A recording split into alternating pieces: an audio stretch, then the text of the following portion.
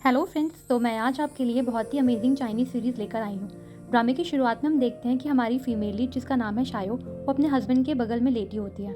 लेकिन उसका husband Jiang उसको बिल्कुल भी पसंद नहीं करता है और उससे डिवोर्स लेना चाहता है। नींद में शायो जियांग के करीब जाने की कोशिश करती है, लेकिन जियांग को उसकी ये हरकत बिल्कुल भी पसंद नहीं आती है और वो उसकी गर्दन पकड़ के गुस्से में कहता है, मैं तुम्हें सिर्फ और सिर्फ सूरी की वजह से टॉलरेट कर रहा हूँ, नहीं तो मैं तुम्हें कब का छोड़ चुका होता। तुमने मुझसे धोखे से शादी की है, तुम अपनी बहन सोलिन के एक दिन के बराबर भी नहीं हो, तो बेहतर होगा तुम मुझसे दूर रहो। और यह कह के वो वहाँ से चला जाता है। शायो को भी भागने की जल्दी होती है, लेकिन जब वो ब्रांडेड लग्जरी आइटम सीखती है तो उसका मन लालची हो जाता है और वो फिर सारा सामान को अपने साथ पैक करने लगती है। वो लगभग रूम के सारे लग्जरी और ब्रांडेड आइटम्स को पैक कर लेती है। निकलने से पहले वो खुद से कहती है कि सारा सामान पैक हो गया है, घर का इंतजाम भी हो गया है और अब मैं अपनी ज़िंदगी को खुलकर जी सकती हूँ। लेकिन तभी वहाँ पर उसका बेटा आता है जिसका नाम सूर्य होता है और वो अपनी मॉम को जाता हुआ देखकर रोने लगता है। तो शाओ उसको समझाने लगती है, लेकिन तभी वहाँ पर जियांग आता है और उससे कहता है कि तुम मेरी अटेंशन पाने के लिए सूर्य को यूज़ कर रहे हो।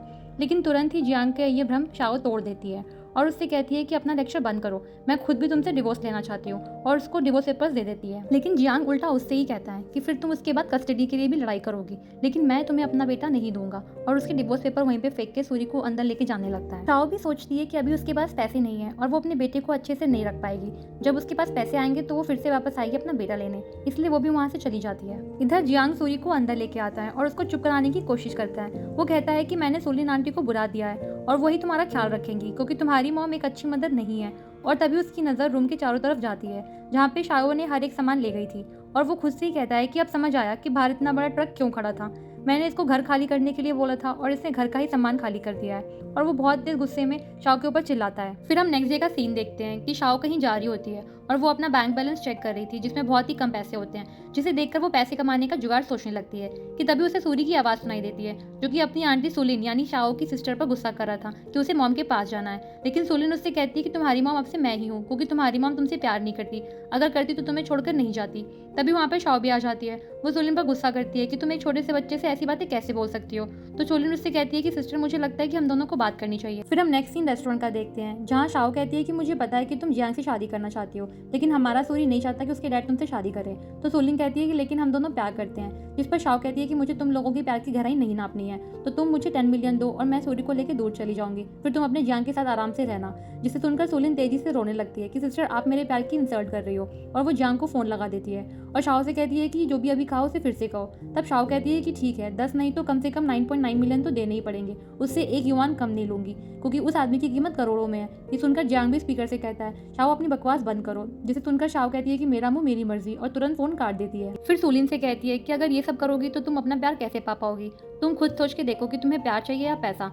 खैर, तुम्हें जैसा सही लगे। बाकी अपने जियांग से कह देना कि सूरी को मैं लेके जा रही हूँ और मुझे एलुमनी के पैसे हर महीने रेगुलरली भेजे, नहीं तो मुझे ना चाहते हुए भी उसे कोर्ट में सू करना पड़ेगा। तो फिर सोलिन भी गुस्से से उसके ऊपर पानी फेंकने वाली होती है कि शाओ ग्लास लेके पी लेती है और कहती है कि फेस पर पानी फेंकना, थप्पड़ मारना, ड्रग देना, ये सब पुराना हो गया है, अगर कुछ नया है तो वो ट्राई करना अगली बार। और फिर सूरी को लेकर के वहाँ से चली जाती है। सोलिन तो बस गुस्से में मुंह देखती रह जाती है कि तभी पीछे से जियांग भी उसी रेस्टोरेंट पहुंच जाता है और वो सोलिन से पूछता है कि शाओ मेरे बेटे को लेके कहाँ गई है।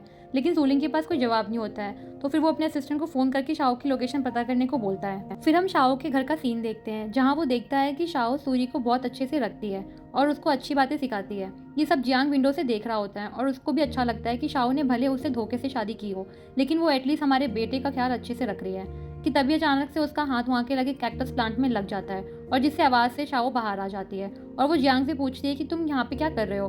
तो जियांग कहता है कि मैं अपने बेटे को लेने आया हूँ, जिस पर शाओ भी उस पर और गुस्सा करती है कि वो सूरी को कहीं जाने नहीं देगी, क्योंकि अगर तुम्हें अपने बेटे की फिक्र होती तो तुम मेरी स्टेप सिस्टर के पास उसको बुली होने के लिए नहीं छोड़ते। तो जियांग बोलता है कि सोलिन ने ऐसा कब किया, अगर ऐसी बात है तो मैं उसके लिए नैनी रख लूंगा। ये सुनकर शाओ को तो और ज्यादा गुस्सा आता है। फिर वो बोलती है कि बच्चों को नैनी की नहीं बल्कि पेरेंट्स की जरूरत होती है, उसको तुम्हारे टाइम की जरूरत है, ना कि नैनी की। तो ये सुनकर जियांग शाओ से कहता है कि अगर तुम ऐसा चाहती हो तो ठीक है, क्योंकि मैंने डिवोर्स पेपर पर साइन नहीं किया है और हम पहले की तरह साथ रह सकते हैं और हमारे बेटे को सिक्योर फ्यूचर दे सकते हैं। लेकिन शाओ उसको साफ मना कर देती है। तो जियांग बोलता है कि कोई तो रीज़न देना ही होगा साथ ना रहने का, जिस पर शाओ भी जल्दी में कह देती है कि उसे किसी और से प्यार हो गया है। तो ये सुनकर जियांग जलस होकर उसका मुंह बंद कर देता है और बोलता है कि ये इम्पॉसिबल है, जिस पर शाओ कहती है कि क्यों इम्पॉसिबल है, वो है ही इतना चार्मिंग और क्यूट, उसकी स्माइल इतनी रोमांटिक है और आवाज़ उससे भी ज़्यादा सेडक्टिव है, और उसका ऑरा तो 18 मीटर का है। उसकी इतनी तारीफ सुनकर जियांग गुस्से से शाओ की गर्दन पकड़ लेता है और कहता है कि बंद करो अपनी बकवास और मुझे उसका नाम बताओ। तो शाओ भी सोचते हुए बोलती है कि उसका नाम लूतियांग है। और तभी फिर सूरी भी बाहर आ जाता है और अपने डैड को धक्का देते हुए कहता है कि मेरी मॉम को कोई बुली नहीं कर सकता।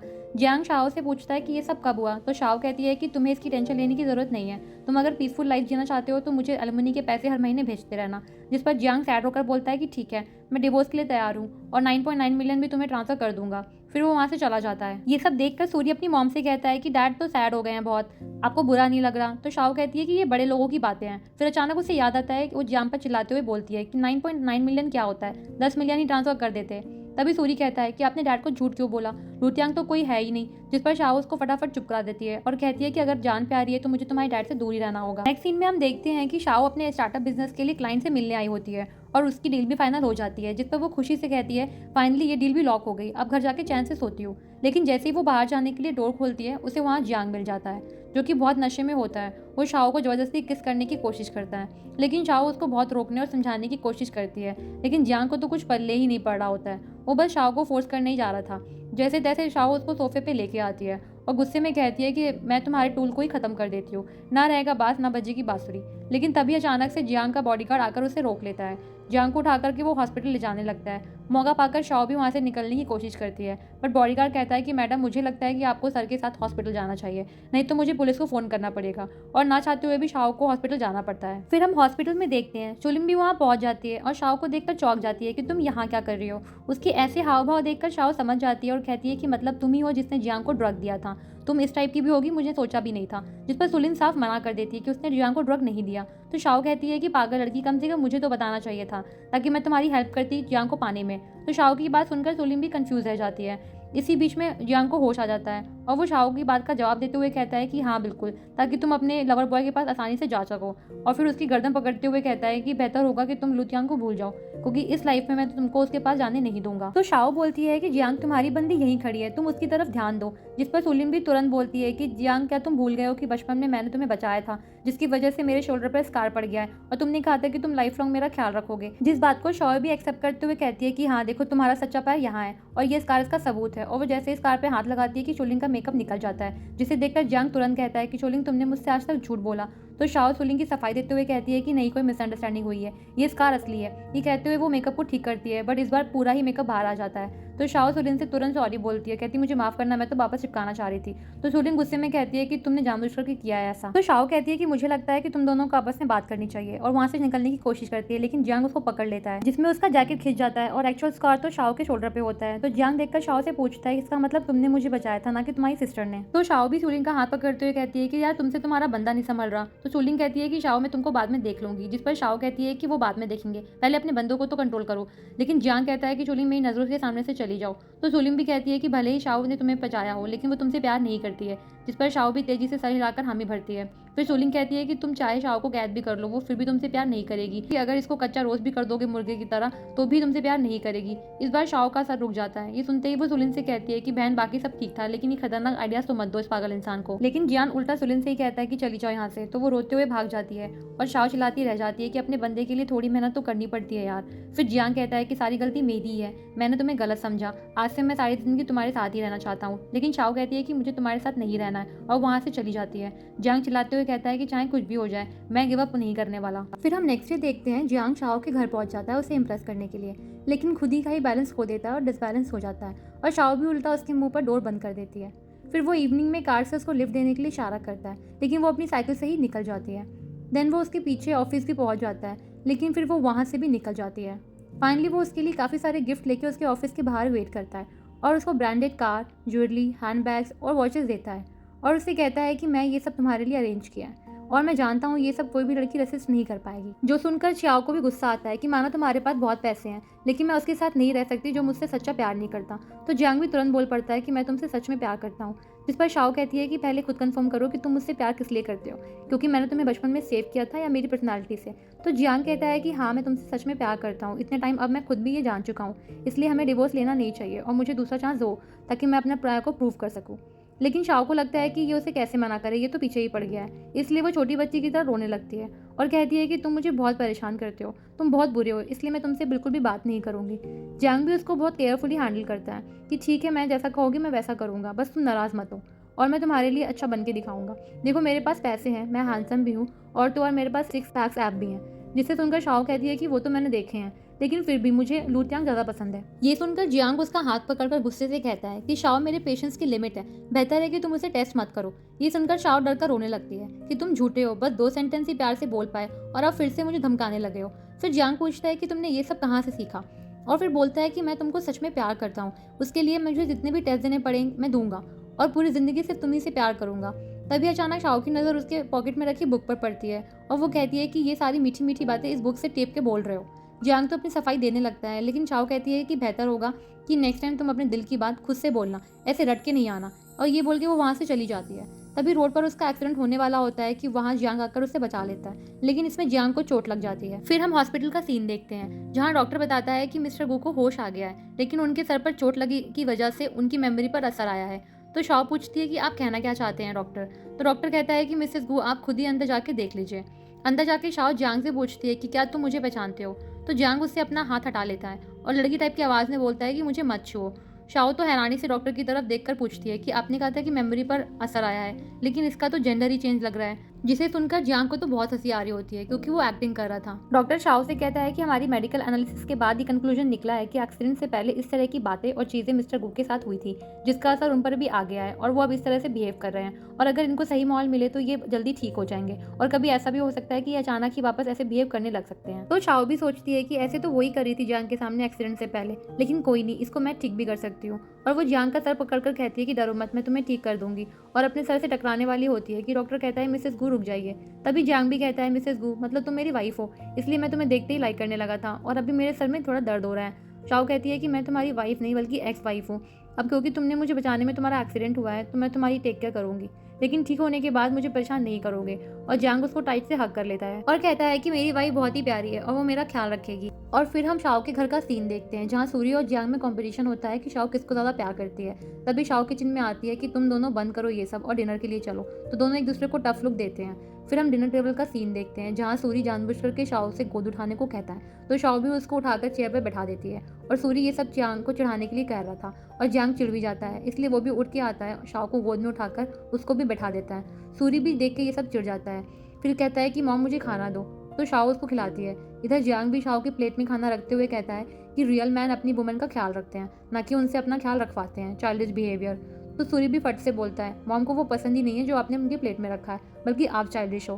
तो ये सुनकर जियांग का मुंह बन जाता है और शाओ को भी हंसी आ जाती है। तभी शाओ किचन से सूप लेने जाती है तो जियांग सूरी के पास आके कहता है कि सूरी बेटा, तुम अपने डैड से ही कंपटीशन क्यों कर रहे हो? तुम तो चाहते थे ना कि मॉम डैड एक हो जाएं और साथ रहें, इसलिए मुझे कुछ आइडियाज़ दो कि मैं मॉम को कैसे मनाऊं। तो सूरी सोचने के बाद जियांग के कान में कुछ कहता है। फिर हम देखते हैं कि डिनर के बाद सूरी अपनी मॉम को टेरेस पे लेके आता है जहाँ जियांग ने शाओ के लिए सरप्राइज रखा होता है। जियांग शाओ को बुके देता है और उससे बैठने के लिए चेयर पुल करता है। तो शाओ उसको थैंक यू बोलती है और पूछती है ये सब क्या है। जियांग कहता है कि तुम्हारे लिए छोटा सा सरप्राइज। फिर वो शाओ को कॉफ़ी देता है जो उसने खुद बनाई थी। तो शाओ उससे पूछती है कि तुम्हें कैसे पता कि मुझे कैपेचिनो पसंद है। तो जियांग कहता है कि मैं इतने साल तुम्हें इग्नोर किया, लेकिन फिर भी तुम मेरी आदत बन गई थी, और कैसे नहीं तुम्हारे बारे में मुझे पता होगा, तुम्हारी हर छोटी बड़ी पसंद नापसंद सब जानता हूँ मैं। शाओ को जियांग की ये बातें अच्छी लग रही थी और वो उससे पूछती है कि तुम अचानक इतने रोमांटिक कैसे हो गए, वो भी बिना बुक की हेल्प से। तो जियांग बोलता है कि अचानक नहीं हुआ, मैं हमेशा से ही ऐसे ही था, बस जता नहीं पाता हूँ अपनी फीलिंग्स को। लेकिन मुझे तुम्हारी बातों से एहसास हुआ कि जब हम किसी से प्यार करते हैं तो उन्हें इसका एहसास कराना भी ज़रूरी होता है, उन्हें स्पेशल फील कराना हमारी ड्यूटी होती है। मैंने पहले जो भी गलतियाँ की मैं उनको अभी कभी रिपीट नहीं करूँगा, बस तुम मुझे एक चांस दे दो। मैं पहले से ही तुमसे प्यार करता था, लेकिन तुम्हारी सिस्टर के बहकावे में आ गया था कि तुमने मुझसे सिर्फ पैसों के लिए शादी की है और फ्रॉड करके मुझसे प्रेग्नेंट हुई हो, इसलिए अब मैं सिर्फ तुम पर फोकस करूंगा और जो टाइम वेस्ट कर दिया उसको कंपनसेट करूंगा। तो शाओ भी बोलती है कि जियांग, कभी कभी सोचती हो कि तुम्हारी मेमोरी जाने के बाद से तुम बहुत क्यूट हो गए हो, इसलिए मैं चाहती हूँ कि तुम्हारी मेमोरी कभी वापस ना आए और तुम पहले जैसे खड़ूस ना बन जाओ। तो जियांग कहता है कि हो सकता है कि भगवान भी चाहते हैं कि तुम मुझे एक चांस दो, इसलिए मेरी मेमोरी चली गई है, तो क्या तुम मुझे एक चांस दोगी? तो शाओ भी उसको हाँ बोल देती है। और तभी वहाँ जियांग का असिस्टेंट आ जाता है ये बोलने के लिए कि मिस्टर गू, आपको आपकी मॉम ने घर पर बुलाया है, और मिसेस गू आपको भी, क्योंकि उन्हें मिस्टर गू के एक्सीडेंट के बारे में पता चल चुका है और वो आपसे बहुत नाराज़ हैं और वो आपसे इस एक्सीडेंट का एक्सप्लेनेशन चाहती हैं। तो जियांग कहता है कि मेरी वाइफ से कोई ऐसे बात नहीं कर सकता। तभी उसको शाओ रोकती है कि हम घर चलकर बात करेंगे, क्योंकि यहाँ मदर इन लॉ की बात है और अभी तो हमने अब डिसाइड किया है कि हम अपने रिलेशनशिप को एक चांस देंगे, इसलिए मदर इन लॉ को भी बनाना ज़रूरी है। यहाँ असिस्टेंट जियांग की मॉम को बताता है कि मिस्टर गू की मेमोरी चली गई है, जिसे सुन के उसकी मॉम शॉक हो जाती है। लेकिन चुलिन मॉम को कहती है कि एक तरह से ये अच्छी ही बात है, क्योंकि अब हम इजीली जियांग को मैनिपुलेट कर पाएंगे मुझसे शादी करने के लिए। फिर हम देखते हैं गू फैमिली के घर का सीन, जहाँ जियांग और शाओ पहुंच जाते हैं। जियांग को देखते ही सुलिन उससे चिपकने लगती है और तभी अचानक जियांग ट्रिगर हो जाता है और फिर से लड़की जैसे बिहेव करने लगता है और शाओ से कहता है कि ये लोग मुझे छू क्यों रहे हैं। ये तमाशा देखकर चुलिन और उसकी मॉम भी शॉक्ड रह जाती है कि मेमोरी जाना एक बात थी, लेकिन ये तो नाजुक कली बन गया है। तभी जियांग सुलिन को मारते हुए लड़कियों के अंदाज में बोलता है कि ऐसी बातें मत करो जिससे मुझे गुस्सा आए। ये सब देखकर जियांग की मांग घबरा जाती है और वो शाओ पर गुस्सा करती है कि तुमने मेरे बेटे के साथ ऐसा क्या किया, वो ऐसा हो गया है। फिर शाओ अपनी मदर इन लॉ को सब कुछ एक्सप्लेन करती है, जिसे सुनकर सुलिन तो तेजी से रोने लगती है कि अब मेरी शादी का क्या होगा। तो जियांग की मांग सुलिन को सपोर्ट करती है कि तुम्हारी शादी जियांग से ही होगी उसके ठीक होने के बाद। जो सुन के जियांग अपनी मॉम पर ही गुस्सा होकर कहता है कि मेरी ऑलरेडी वाइफ है और मैं किसी और से शादी नहीं करूंगा। उसकी मॉम को तो जैसे शौक लग जाता है और शाओ भी जियांग को काम डाउन करने की कोशिश करती है। फिर जियांग कहता है कि वाइफ मुझे हेडेक हो रहा है और हमें अब चलना चाहिए। तो उसकी मॉम उसे रोक लेती है कि हम कुछ नहीं करेंगे, फिलहाल एटलीस्ट डिनर तो करो। फिर डिनर टेबल पर जियांग की मॉम शाओ से बोलती है कि एक ना एक दिन तो जियांग ठीक हो जाएगा, फिर वो तुमको पहले की तरह हिट करने लगेगा, इसलिए बेटर होगा कि तुम 1 मिलियन लो और जियांग को छोड़ दो। लेकिन शाओ कहती है कि 1 मिलियन तो बहुत ही कम है, गू ग्रुप के इकलौते हेयर की बस आप 1 मिलियन कीमत लगा रही हैं। और जियांग ये सुन के चौंक जाता है। शाओ फिर कहती है कि मेरा जियांग 200 मिलियन से कम नहीं है। जियांग की मॉम बोलती है 200 मिलियन तो भूल जाओ। तो शाओ तुरंत कहती है कि ठीक है फिर 100 मिलियन में बात डन करो। और जियांग को ये सब देख के बहुत गुस्सा आ रहा होता है, क्योंकि उसकी वाइफ और मॉम उसकी बोली लगा रहे होते हैं। तभी जियांग शाओ को बाहर चलने के लिए कहता है और उन दोनों के अकेले जाते हुए देख करके मॉम सुलिन को भी उनके साथ भेज देती है। बाहर आते ही सुलिन फिर से वही ड्रामा शुरू कर देती है कि वो जियांग से सच्चा प्यार करती है, ना कि शाओ। जियांग फिर से उसका हाथ झटक देता है। सुलिन सोचती है कि अचानक फिर से पर्सनालिटी स्विच हो गई। जियांग शाओ से कहता है वाइफ तुम मुझे अंदर सेल करने का प्लान कर रही थी। शाओ बोलती है कि टेंशन मत लो, तुम्हारी मॉम बहुत कंजूस है, वो 100 मिलियन तो क्या 100 युआन तक नहीं निकालेंगी। तो जियांग कहता है लेकिन फिर भी क्या तुम मुझे सेल कर देती। शाओ बोलती है कि कभी ऐसा नहीं हो सकता, जिस पर जियांग उसको खुशी से हक करके कहता है कि मुझे पता है मेरी वाइफ मुझसे बहुत प्यार करती है। तब शाओ कहती है कि मैं एक बात बताना चाहती हूँ, तुम्हारी मेमोरी जाने के बाद ही मुझे तुमसे प्यार हुआ है, क्योंकि इसके बाद ही तुमने मुझे रिस्पेक्ट, सपोर्ट और प्यार दिया है। अगर तुम्हारी मेमोरी वापस आ जाती है और तुम पहले जैसे जियांग बन जाते हो तो हम सेपरेट हो जाएंगे, क्योंकि मैं फिर से ऐसे इंसान के साथ नहीं रह सकती हूँ जो मुझे रिस्पेक्ट और प्यार ना दे। तो जियांग कहता है कि चाहे मेरी मेमोरी वापस भी आ जाए, मैं फिर भी तुम्हारे लिए ऐसे ही रहूंगा और हमेशा तुम्हें ऐसे ही प्यार करूंगा। तभी छुलिन पूछती है कि सिस्टर तुम इस डेलिकेट फ्लावर वाले जियांग से इतना प्यार क्यों करती हो। शाओ कहती है कि क्योंकि मुझे यही जियांग पसंद है, ये बहुत प्यारा और क्यूट है। जियांग भी कहता है कि सुना मैं क्यूट हूँ। फिर सुलिन कहती है कि ठीक है तुम जीत गई, अपने जियांग को अपने पास ही रखो, और ये कह के वहाँ से जाती है। फिर जियांग शाओ से पूछता है कि अचानक इसे क्या हुआ। शाओ कहती है पता नहीं। तो जियांग भी उसकी एक्टिंग करने लगता है और वो दोनों हंसने लगते हैं। और तभी वहाँ कुछ लोग सुलिन को पकड़ लेते हैं। तो शाओ जियांग को हेल्प करने के लिए बोलती है। वो सुलिन की तरफ आता है कि तभी कुछ लोग शाओ को भी पकड़ लेते हैं। और फिर वहाँ जियांग का असिस्टेंट आता है, जो कि रियल में असिस्टेंट नहीं बल्कि जियांग का हाफ ब्रदर होता है। वो जियांग से कहता है कि दोनों में से किसी एक को बचा सकते हो तुम, अगर गू फैमिली की प्रॉपर्टी में नाम कर दो। तो जियांग कहता है कि अगर तुम्हें पैसे चाहिए तो पैसे लो, लोगों की जान से क्यों खेल रहे हो। ये देखकर शाओ भी सोच में पड़ जाती है कि जियांग नॉर्मल कैसे बिहेव कर रहा है सिचुएशन में। असिस्टेंट कहता है कि मुझे तुम्हें तकलीफ और बदला भी तो लेना है, क्योंकि तुम लोगों ने मेरे साथ बहुत ज़्यादा पार्शलिटी करी है। तो जियांग कहता है कि लेकिन मैंने तुमको असिस्टेंट की तौर पर रखा, इतनी मोटी सैलरी भी देता हूँ ताकि तुम अच्छे से अपनी लाइफ जी सको, फिर ये सब करने की क्या जरूरत है। तो वो कहता है कि मैं असिस्टेंट नहीं बल्कि ओनर बनना चाहता हूँ गू ग्रुप का। उन दोनों की इसी बहस के बीच शाओ भी गुंडों पर स्प्रे डाल देती है और फिर कुछ समय उनके बीच में ऐसी ही फाइट होती है। असिस्टेंट शाओ को मारने के लिए आगे बढ़ता है कि बीच में जियांग आ जाता है और उसके सर पर लग जाती है, लेकिन वो वापस फिर से तुरंत ही उठता है और असिस्टेंट की पिटाई कर देता है। इधर शाओ सोचती है कि लगता है जियांग की मेमोरी वापस आ गई है। जियांग उसको उठाकर हक कर लेता है और कहता है कि मैं बहुत डर गया था, मुझे लगा तुम्हें कुछ हो जाएगा। तो शाओ से पूछती है कि क्या तुम्हें सब वापस याद आ गया है। जियांग कहता है कि मुझे तो हमेशा से ही सब याद था, लेकिन शाओ कहती है फिर तो हम साथ नहीं रह सकते और जाने लगती है।